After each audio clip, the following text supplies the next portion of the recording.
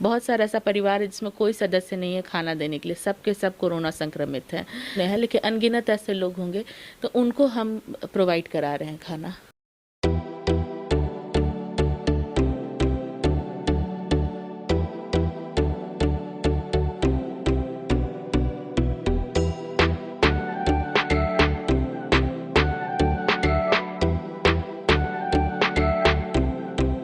हम अब पहुंचे हैं पटना के काजीपुर इलाके में, जहां पर दो बहनें ने दो बहन हैं, एक हैं अनुपमा और दूसरी हैं नीलिमा। इन दोनों ने, कहते हैं, नारियों को घर का सिंगारी समझा गया है, मगर इन सब से परे होकर के घर से निकलना, घर के बेड़ियों को तोड़ना और उसके बाद समाज के हर उन दुख दर्द में शामिल होना, इस बात का सबूत है कि अगर नारियां घर की बेड़ी नहीं तोड़ती तो वो अंतरिक्ष तक आज कदम नहीं रख पाती।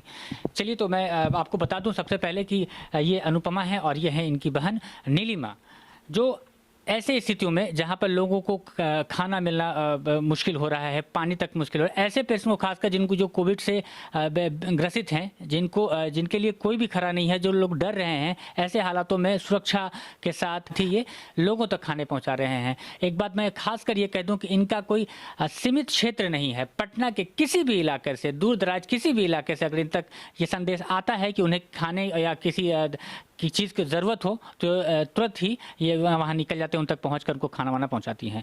अब बहुत बहुत स्वागत है आपका अनुपमा जी हमारे गोलगुज। धन्यवाद धन्यवाद। ये शुरुआत आपने सबसे पहले कब किया? ये आज 4 दिन हो गए और इस शुरुआत करने के पीछे सबसे बड़ा मकसद यही था कि जो लोग कोरोना संक्रमित हैं और घरों पे हैं, उनको अब हर घर में ये नहीं होता है कि क्वारंटाइन सेंटर के तरह के अलग अलग रूम हो, उनको देखभाल करने के लिए लोग हों, खाना दे रहे हो, पानी दे रहे हो। बहुत सारा ऐसा परिवार है जिसमें कोई सदस्य नहीं है खाना देने के लिए, सब के सब कोरोना संक्रमित हैं, या फिर कोई ऐसे बुजुर्ग पुरुष बचे हैं, घर की महिला बीमार हैं सारी, ठीक है, और वो खाना नहीं बना पा रहे हैं, तो उन लोगों के लिए बहुत दिक्कत हो रहा है। और कहा जाता है कि दवाई जितना शरीर को ठीक करने के लिए ज़रूरी होता है, उतना ही ज़रूरी भोजन होता है। सिर्फ फल खा के या फिर बिस्किट खा के हम अपने आप को मजबूत नहीं कर पाते। कोरोना में बहुत लोग संक्रमित होकर ठीक भी हो गए हैं, तो उनका रिपोर्ट निगेटिव आ गया है, लेकिन इतना वीकनेस है कि उठ के खाना बनाने के लायक। कितना खाना मंगा के बाहर वाला खाना खाएंगे, जो ऑयली फूड होगा या फिर जंक फूड होगा, तो वो सब खा के उनका कुछ नहीं अच्छा होने वाला है। तो वैसे बहुत सारे परिवार हैं पटना में, मतलब अनगिनत परिवार। हमको जिन लोगों ने संपर्क किया है वो तो गिने चुने हैं, लेकिन अनगिनत ऐसे लोग होंगे तो उनको हम प्रोवाइड करा रहे हैं खाना। कोई ऐसे इलाके से भी आपसे कॉल या मैसेज आता होगा, व्हाट्सएप आता होगा, जो आपके घर से तकरीबन 20-25 किलोमीटर दूर हैं, और चूंकि आपके साथ बहुत बड़ी संख्या में कोई लोग नहीं है सपोर्ट करने के लिए, आप 2 बहन हैं या फिर बहुत है तो एक आध कोई और हैं आपके साथ, तो फिर ऐसे स्थिति में कैसे मतलब सब कुछ को मैनेज कर पाती हैं? देखिए, हाँ, पटना बहुत बड़ा है। उधर पटना सिटी गुलजार बाग से लेकर के इधर सगुना मोड़ एम्स तक जाता है पटना, ठीक है, दानापुर तक पटना है। तो हम लोगों ने 2 भाग में इसको बांट के रखा है, ठीक है। गांधी मैदान बोरिंग रोड तक, पटेल नगर, इंदिरा नगर तक भी जो आ रहा है उसको हम कवर कर रहे हैं। और हमारी एक रिश्तेदार हैं प्रीति जी, वो रहती हैं अनिशाबाद में, तो वो उस एरिया को देख रही हैं। आप घर में खाना बनाती हैं और जहाँ तक मुझे मालूम चला है आपका एक छोटा सा बाबू है, उनका भी केयर करना होता है, उसके साथ आप खाने बनाती हैं, और आपकी जो बहन है नीलिमा, वो जगह जगह जाकर खाना बांटती हैं। तो एक सबसे बड़ा सवाल ये मेरे जहन में भी है और लोगों के जहन में भी होगा कि क्या परिवार वाले आपको इस चीज़ का इजाज़त देते हैं? देखिए, क्या है कि सबसे बड़ा चीज़ है कि आपका फैमिली आपको सपोर्ट नहीं करे तब कुछ नहीं कर पाएगा। आपका मन भी हो, बहुत सारी औरतों का मन होगा करने का, लेकिन मेरी माँ वर्किंग है तो वो भी कहती हैं कि ठीक है, करो तुमसे जितना बनता है।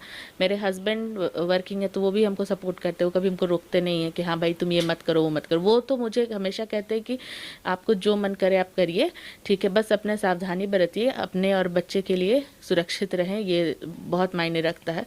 तो जो भी करिए सोच समझ के करिए कि अपने आप को खतरे में ना डालें। तो आपको क्या लगता है कि जब ऐसे मुसीबत लोगों के सामने होता है तो उस वक्त वो बिल्कुल अभाव में रहते हैं, वो चाहते हैं कि कोई एक जो है वो किसी तरह हमारे तक मदद पहुंचे। इस चीज़ को आपने कभी फील किया? हाँ, देखिए, 2 साल पहले पटना में बाढ़ आ गया था। एक पूरा एरिया ड्रेनेज सिस्टम फेल होने की वजह से डूब गया था। तो उस दौरान में जब हम लोग फंसे थे, कमर से ऊपर तक पानी था, यहाँ छाती तक पानी था घर के बाहर। 7 दिन तक स्टिल एकदम हम लोग घर में पैक थे, ना बिजली था ना पानी था। इस बिल्डिंग का जनरेटर फेल हो चुका था, पानी नहीं आ रहा था, बिजली नहीं था, फ़ोन का एकदम चार्ज ख़त्म पे था, इन्वर्टर सब फेल होने लगा था। तो हम एक पोस्ट डाले थे कि हमारे पास पीने का पानी नहीं है और हमारे बिल्डिंग का बिजली और वो पानी का संसाधन भी ख़त्म है, कुछ भी हम लोग के पास नहीं है और हमारे पास टोटल 16 फ्लैट है, सब में लोग हैं, तो इतने लोगों के लिए पानी चाहिए। आपको बता नहीं सकते, इस बिल्डिंग में सब बहुत आइसोलेटेड रहते थे, कोई किसी से बात नहीं करता था, सब एक दूसरे को देखते थे तो स्माइल भी नहीं देते थे, ऐसा स्थिति था, सब अपने अपने दिन दुनिया में रहते थे। लेकिन उस दौरान में जब हम एक पोस्ट डाले और लोगों ने बेधड़क एकदम नाव से आके पानी, बिस्किट, सत्तू, दवाई पूछते थे कि और क्या चाहिए, पका हुआ खाना ज़बरदस्ती कहते थे ले ही लीजिए, दूध का पैकेट पूरा ले लेके आते थे और मेरे हाथ में देते थे। और हम 16 फ्लैट में जब बांटते थे ना, तो लोगों के अंदर जो पहले आइसोलेटेड रहते थे वो सोशल बिहेव करने लगे, कहाँ से आया अनुपमा जी आपके पास, सब पूछने लगे कि कहाँ से आया। सब हम बताए कि नहीं, ये लोग सब सामाजिक लोग हैं, ये लोग काम करते एक दूसरे का मदद करते हैं, घर का दरवाज़ा बंद करना इनफ नहीं होता है। हाँ, ये एक ऐसा सिचुएशन है जिसमें लोग डिस्टेंस मेंटेन कर रहे हैं, तो फिजिकल डिस्टेंस बनाइए, ठीक है, भावनात्मक डिस्टेंस बनाने का ज़रूरत नहीं है। भावनात्मक रूप से एक दूसरे के साथ खड़े होंगे, समय निकल जाएगा, अच्छा समय फिर आ जाएगा। चलिए, इन्होंने बिल्कुल सही बात कहा है कि आपदाएं जो हैं वो उनकी प्रकार अलग अलग हो सकते हैं वो, लेकिन मुसीबतों में, आपदाओं में आप कभी भी दूर ना हटें, जितना हो सके आप, जैसा कि अभी अनुपम जी ने कहा कि आप डिस्टेंस मेंटेन करके भी करना है, लेकिन भावनात्मक डिस्टेंस नहीं लाना है। आप जो घर घर तक खाने पहुंचा रही हैं, उनका जो वक्त है वो वक्त क्या रहता है? देखिए, हमारे पास लिमिटेड रिसोर्स है, मतलब हम अकेले काम करने वाले हैं किचन में, ठीक है, तब तक मेरी बहन बाबू को संभालती है। फिर जैसे कच्चा सामान खरीद के लाना, ये काम भी यही करती है, पहुंचाने का काम भी लगभग यही करती है। तो हम लोग ना समय निर्धारित किए हैं कि सुबह 9 बजे तक में अगर जितने भी कॉल्स आएंगे उनको नाश्ता, मतलब 1-2 वक्त का खाना भेजेंगे, और जो 10 बजे, 10:30 बजे, 11 बजे इस वक्त के बाद में कर रहे हैं उनको सिर्फ हम रात का भेज पाएंगे, ठीक है। अब जैसे पहली बार फ़ोन किया दोपहर के 2 बजे किसी ने, तो उनको हम रात का भेजेंगे और उनके ज़रूरत के हिसाब से फिर अगले दिन सुबह रात करके भेजते चले जाएंगे, ठीक है। उसमें भी लोग इतने हम्बल हैं कि अब लोग फ़ोन करके बताते हैं कि आज थोड़ा सब्जी ज़्यादा भेज दिया था आपने, कम कर दीजिए, रोटी हमारे यहाँ इतना ही ज़रूरत पड़ेगा, इतना ही भेजिए, बर्बाद हो जाएगा हमारे यहाँ, इसलिए इतना ही भेजिए। तो मतलब लोग समझ रहे हैं, अनाज का कीमत समझ रहे हैं, हमारे मेहनत का कीमत को समझ रहे हैं। तो हमको बहुत अच्छा लगता है जब इस तरीके से लोग मना कर देते हैं कि इतना भेजिए, आज मत भेजिए, आज हो गया, तबीयत ठीक है, इस तरीके का भी है। तो पहला तो ये चीज़ है, और दूसरा कि मेरे संपर्क सूत्र जो मेरा फ़ोन नंबर है 8340570194, जो कि फेसबुक पे भी डाला हुआ है नंबर, ठीक है। और सोशल मीडिया के अलावा मतलब जितने भी जानने वाले लोग हैं सब तक ये पहुंचा हुआ है, तो उस पर आप संपर्क कर सकते हैं, या फिर किसी थर्ड वन के थ्रू भी। मैं आप रोकना चाहूँगा, अगर हमारे दर्शक जो भी देख रहे हों, ज़रूरी नहीं है कि वही दर्शक देख रहे हों जो ज़रूरतमंद हो, लेकिन जो देख रहे हैं अगर उनके नज़र में कोई ज़रूरतमंद हो तो ये नंबर आप उन तक ज़रूर पहुंचा दीजिएगा। नंबर हम अनुपमा जी से एक बार फिर से बुलवा दें, 8340570194, ठीक है। ये नंबर है, अगर आपको लगे कि आपके सामने कोई ज़रूरतमंद है जिनको ज़रूरी है अगर खाने की, तो आप इस नंबर पर कॉल कर सकते हैं, संपर्क कर सकते हैं। इतना आपसे एक दरख्वास्त रहेगा हमारा कि जो भी ज़रूरतमंद हो आप देख लीजिए कि वो जेन्युइन हो। और एक और चीज़, मेरे पास बहुत ज़्यादा कॉल जो आ रहा है ना, अभी हम लोग सारा फ़ोन लेते हैं क्योंकि हम लोग को लगता है क्या पता उनको ज़रूरत हो खाने का, लेकिन मेरे पास 50% कॉल सिर्फ इसलिए आता है कि लोग बोल रहे हैं कि हमको डोनेशन देना है, हम आप बहुत अच्छा कर रही हैं, आपको सपोर्ट करना है, हमको पता है हम अच्छा काम कर रहे हैं, और किसी भी तरह का दान का ज़रूरत नहीं है, चाहे वो पैसे से हो या कोई सामान ला के पहुँचाना चाह रहे हो मेरे घर पे, चावल दाल गेहूँ, वो भी नहीं चाहिए हमको, ठीक है। अगर आप इतना ही समाज के लिए करना चाहते हैं तो मेरे माध्यम से क्यों करना चाह रहे हैं, आप खुद ही करिए। अगर आप खाना बना के नहीं खिला सकते हैं तो आप फल पहुँचा दीजिए, सूखा अनाज ही कहीं दे सकते हैं। बिस्किट पहुंचाइए, हॉर्लिक्स पहुंचाइए। इतने बीमार लोग हैं जो अपना हॉस्पिटल का बिल क्लियर नहीं कर पा रहे, ऑक्सीजन सिलेंडर परचेज नहीं कर पा रहे, आप उनको जाके मदद कर दीजिए। ठीक है, हर मोहल्ले में भरे पड़े हैं, हर रिश्तेदार, मतलब कोई ऐसा आदमी नहीं होगा जिसके रिश्तेदार बीमार नहीं हो रहे होंगे। आप उनको मदद करिए ना। आप हमको लीडर क्यों बना रहे हैं सोशल वर्क में?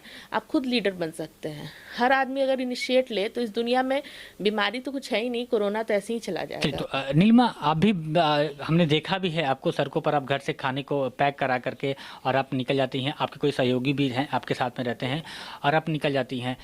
मैं जानना चाहूँगा सबसे पहले कि आपकी उम्र क्या है? जी 26 साल।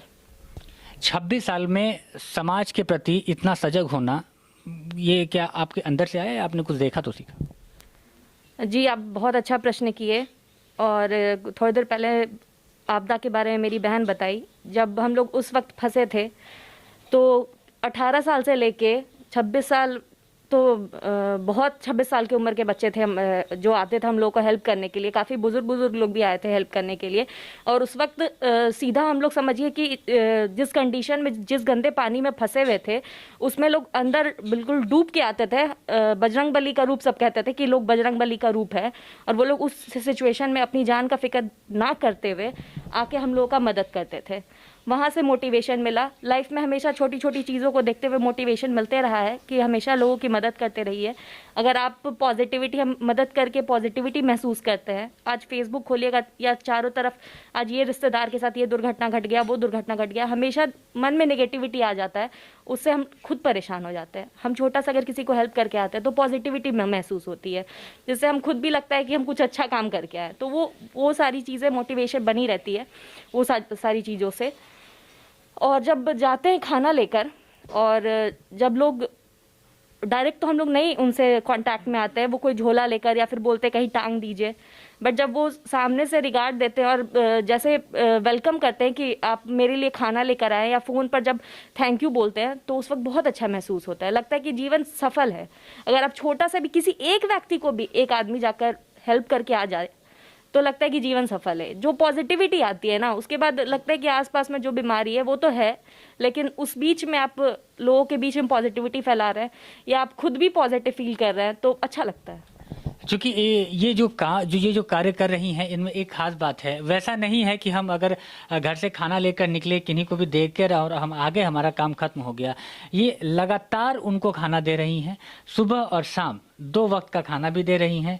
ऐसा नहीं है कि कहीं एक बार देकर हम घर आ गए, अब मुझसे कोई लेना देना नहीं है। और उसके बावजूद जैसे जैसे दिन आगे बढ़ रहा है, जैसे जैसे हालात बिगड़ रहे हैं, वैसे वैसे इनके पास ज़्यादा मैसेज आ रहे हैं, ज़्यादा रिक्वायरमेंट आ रहे हैं। इस खाना पहुंचाने के मुहिम में मेरे बहुत सारे दोस्त भाई लोग मदद कर रहे हैं। उन लोगों को हम लोग रिक्वेस्ट करते हैं, वो लोग अपने खुशी से आते हैं, हम लोगों का साथ दे रहे हैं, आकर खाना लेकर जाते हैं और समय पर उन लोगों को पहुंचाते हैं। तो ऐसे ही पॉजिटिविटी की ज़रूरत है अभी के हालात में। और आप दोनों बहनों को बोलो ज़िंदगी सैल्यूट करती है। आप लोगों का जो जज्बा है वो बहुत बातें कह देती हैं, वो शायद हम लोग आधे घंटे में पूरा नहीं कर पाए। बहुत बहुत धन्यवाद आपका नीलिमा जी और अनुपम जी।